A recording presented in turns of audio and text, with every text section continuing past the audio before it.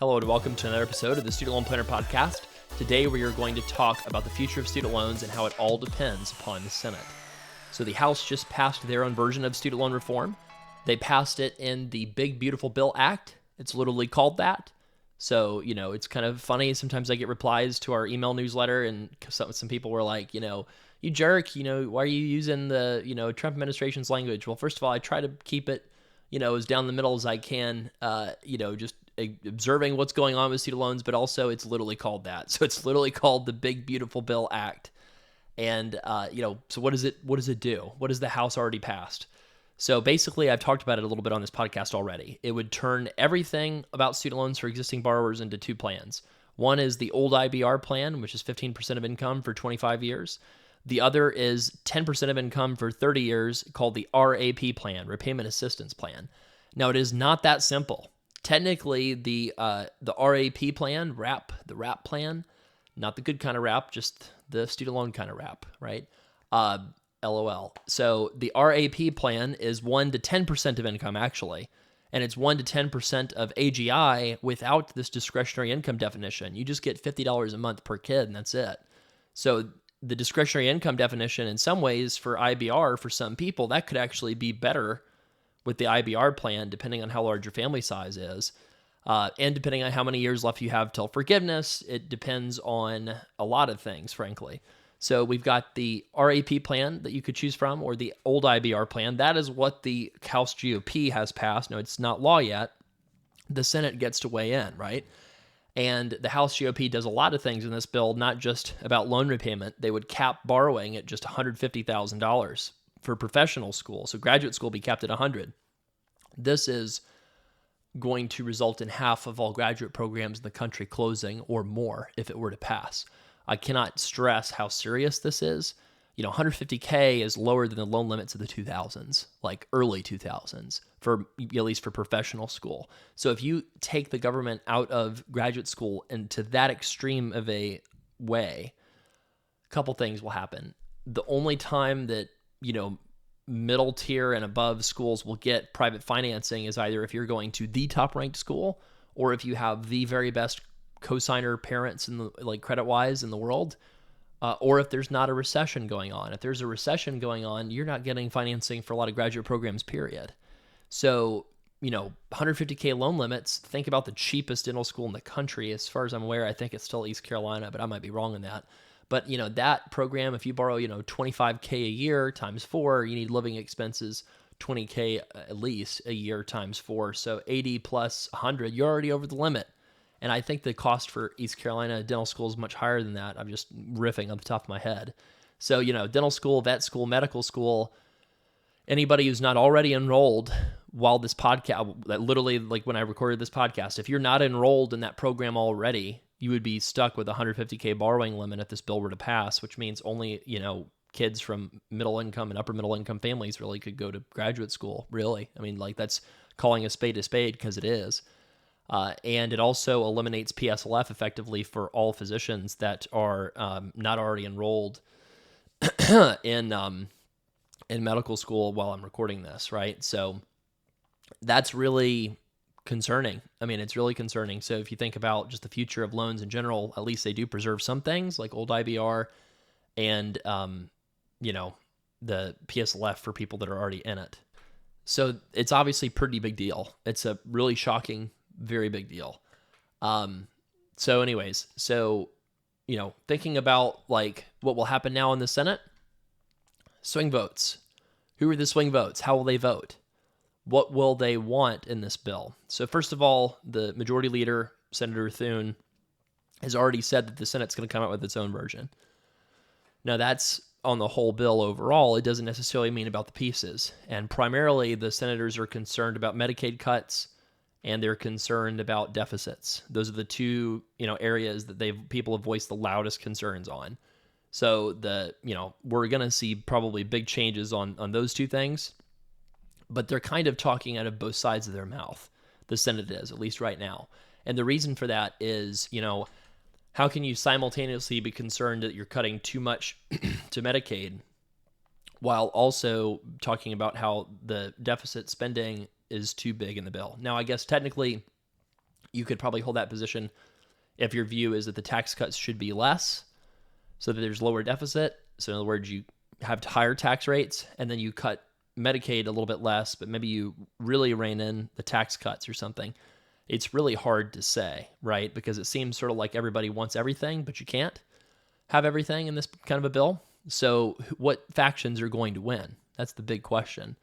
Now, if we think about what they want in the Senate on education reform, the chair of the Education Committee in the Senate is Senator Cassidy of Louisiana.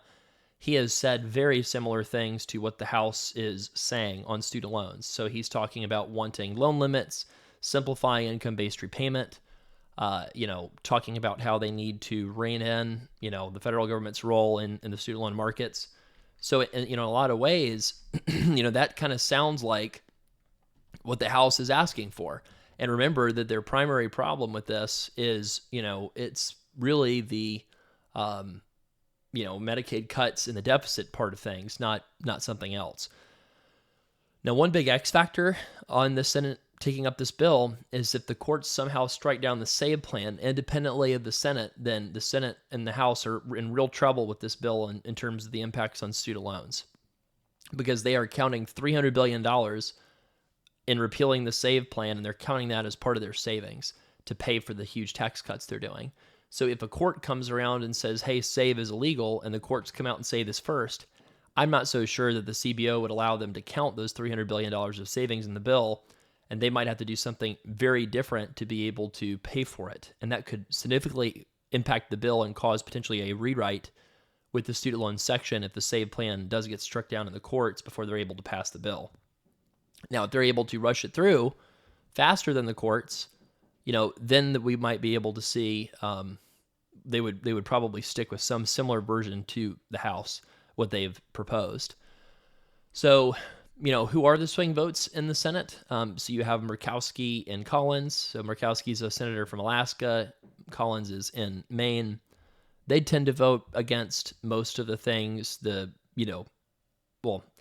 tend to vote no on a lot of things the Republican caucus tries to do because they're two of the most moderate members of the Republican caucus in the Senate. Mitch McConnell, now that he is free from being leader, is able to sort of voice his opinions a lot more, and he's voted against the Trump administration's programs a lot more, believe it or not, than he has in the past this term. So that let's just pretend that those are 3 votes that vote no. Okay, they could still pass the bill, right, with the tie-breaking vote as Senator J.D. Vance, Vice President J.D. Vance now. So say that's the vote, it would pass. So in my mind, the question really goes down to what does someone like Senator Tom Tillis do? Senator Tillis is in for a tough re-election in 2026, it being an off-cycle election, President Trump not on the ballot, an area that's got a lot of, highly educated voters, right? A lot of big suburbs in places like Raleigh and Charlotte. And, and the weird part about the, sort of post-Trump political coalition of the Republicans is you almost see like a inverse, it seems, happen with midterm elections, where it used to be Republicans would do really well in a midterm election because, the higher income or highly educated voters would show up, in larger numbers. And those folks at the time, kind of voted a little bit more Republican, than Democrat. And so that they would outperform in the midterms because it was a low turnout election. Now it sort of seems like it's a little bit the reverse. Like higher educated voters are leaning more towards the Democratic Party. And, when you have a midterm election, there's lower turnout. Like a lot of the MAGA voters sit home because President Trump's not on the ballot. And then, Democrats outperform. So he's definitely going to be looking at his 2026 election hopes. And he needs to simultaneously not get a primary challenge, which right now he's fine for. He probably won't get one. But then he's going to be having to think towards the general election for him and saying, how do I pass something that, won't cost me my seat? And I think that that's definitely something that he's thinking about, right? Now, in terms of the student loan aspect of things, what would potentially be open for discussion in the Senate? I do think that these senators are getting pressure and a lot of phone calls right now, especially from institutions in their state, letting them know how those institutions would be negatively impacted, right? So if you are, a Senator Tillis, for example, you're getting a lot of phone calls from,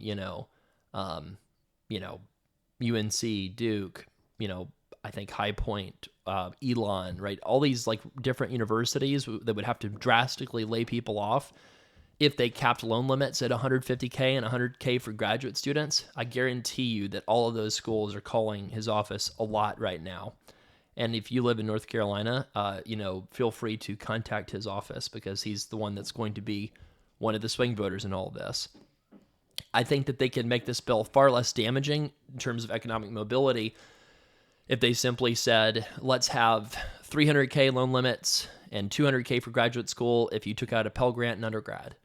That would be something that would not cost very much. It would be pretty limited in terms of who would qualify for that, but it would allow people that would have a harder time qualifying in the private loan markets to be able to borrow more. But who knows if they do that, right? I do think that you're going to see the biggest pushback in the Senate on loan limits on this higher ed bill. Now, if they do successfully pass it, what does it mean for student loan borrowers? What does it mean for you and your loans? I think that we want to see if they modify the RAP plan at all. Do they make it shorter? So, for example, the Senate wanted the repay plan. That's what the Senate wanted for the one plan to rule them all. The Senate just said, let's just have the repay plan because that's what President Obama did in the very last, months of his office. He passed the repay plan through executive action. So if it was good enough for President Obama, that should be a bipartisan consensus that plan's good enough. Problem with that is no married filing separate, and so that's pretty painful for married borrowers in that case, right? But they don't want, like I've heard from some people in the House that the very word forgiveness in the House is toxic right now. You cannot say the word student loan forgiveness in the House without getting a visceral response among members in the Republican caucus that want to shut that down. And they want to make sure that there are no cancellation efforts of any kind that could go through in the future. And so they are trying to make sure from a tax perspective that they are reimposing the tax bomb in 2026, for example. They are, trying to make it clear the Secretary of Education has no power whatsoever to introduce new IDR plans, that power only rests with Congress. They're putting that in the legislation. And I mentioned they're removing any residency or fellowship programs counting for PSLF if you're not already a borrower, basically. And, again, good news is PSLF still preserved, at least so far, for folks who are already pursuing it. But folks for the future, might have a lot of difficulty, figuring out whether or not going to, some of these programs is even worth it.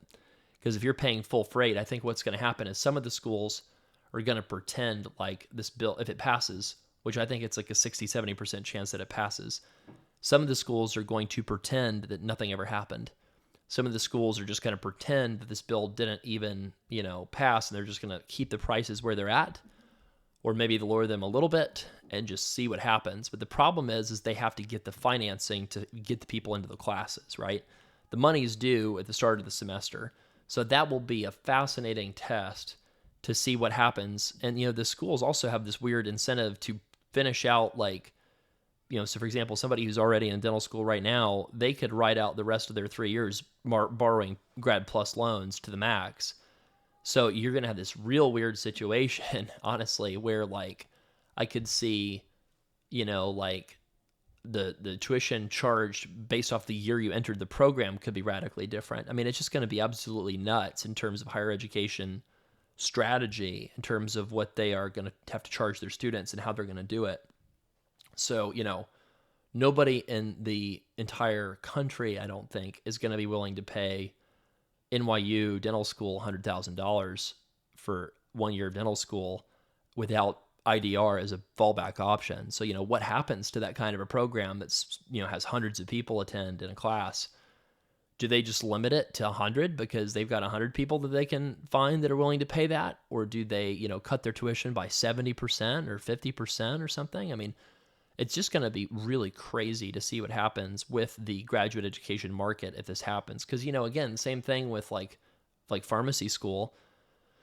Last I checked, the pharmacy school acceptance rate is something like 90% overall, because they created so many programs, and so many of these programs are relying on, income-based repayment for people to make ends meet. And so, if you have like a Toro University for pharmacy school, that's charging a ton of money for the program. Does that program just shut down if this bill passes and they cap graduate school borrowing? It wouldn't shut down immediately because, people would be able to finish out their programs according to the bill if you're already enrolled. But, it kind of also creates a weird problem. Like, what happens if you have, a second year class of pharmacy school students that's paying, full freight with the Grad Plus program, but then the following year can only afford to pay like 1/3 as much because they have to finance it through private financing. So there could be some real crazy collapses that happen in graduate school programs that just come out of nowhere that leave people stranded trying to finish their degree. And then they could potentially have to transfer out to a different school. I mean, it's just going to be a mess. I think they are really underestimating how painful this is going to be for universities, how bad it's going to be for employment at those universities. It's going to throw a ton of people into unemployment. And that doesn't actually impact current, existing borrowers that are done. If you've already graduated, again, this is a controversial thing to say. Well, it's probably not controversial. I think it's just reality. This is going to be a really good bill for people who already have their degrees in terms of your earnings, because what happens is this bill is just going to crush the supply of new graduates. And so suddenly, if you have the spigot completely turned off or slowed way down for new graduates entering your field, suddenly you have way less competition. You have way less labor supply competing with you.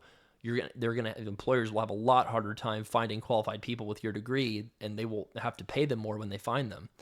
So again, that might not be something that you want still, because you care about, perhaps you maybe, for example, if you care about having, a diverse workforce more, or if you care about, the next generation of dentists or veterinarians or physicians or lawyers or whatever, right?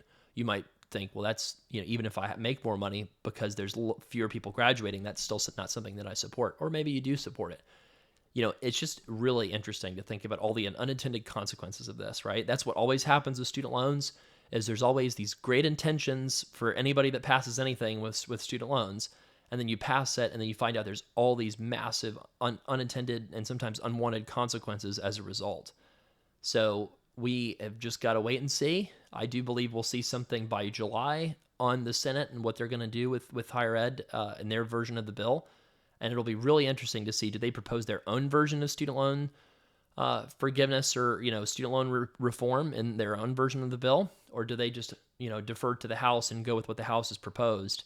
And, my prediction is the biggest change we'll see is on loan limits, because of just the absolute catastrophic consequences it would have for so many local communities, so many universities, so many programs. It would be extremely painful. Kind of like how they're thinking about walking back some of the cuts to Medicaid. They're thinking about what that would actually mean in practice, and they're worried about the political consequences of doing something like closing a bunch of rural hospitals, for example. So we will be monitoring for this for you. If you have questions, go to studentloanplanner.com/voicemail. I hope you have a wonderful, start to your summer. I hope you're going somewhere nice and fun with family and or friends.